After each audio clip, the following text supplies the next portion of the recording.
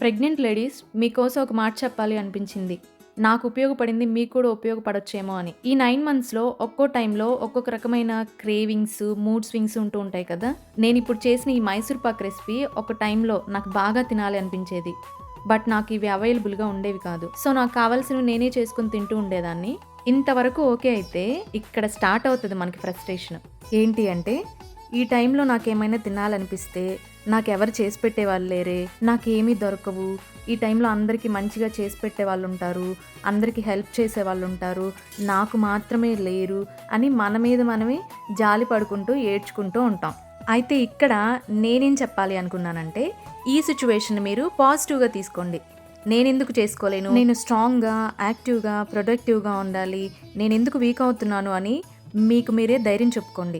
దేవునికి చెప్పండి, దేవా మరి నా సిచ్యువేషన్ నీకు తెలుసుగా, నేను వీక్ అవ్వకుండా హెల్తీగా, యాక్టివ్‌గా ఉండడానికి హెల్ప్ చేయండి. మరి నాకు ఇవి తినాలనిపిస్తుంది, ఇవి చేసుకోవడానికి మీరే నాకు శక్తినివ్వండి అని ఒక ఫ్రెండ్‌లా మాట్లాడుకోండి.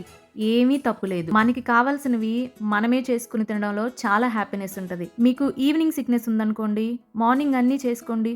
మార్నింగ్ సిక్‌నెస్ ఉన్నప్పుడు ఈవినింగ్ టైంలో అన్నీ చేసుకోండి. మంచిగా దేవునితో టైం స్పెండ్ చేయండి. మీ బేబీతో దేవుని గురించి మాట్లాడుతూ ఉండండి. హెల్తీగా, హ్యాపీగా ఉండడానికి ట్రై చేయండి. ఈ టైంలో మనకి దేవుని వాక్యం చాలా నెమ్మదిని, ఆదరణని కలుగజేస్తది. సో, దేవుని వాక్యం మీద ఎక్కువ టైం స్పెండ్ చేయడానికి ట్రై చేస్తూ ఉండండి.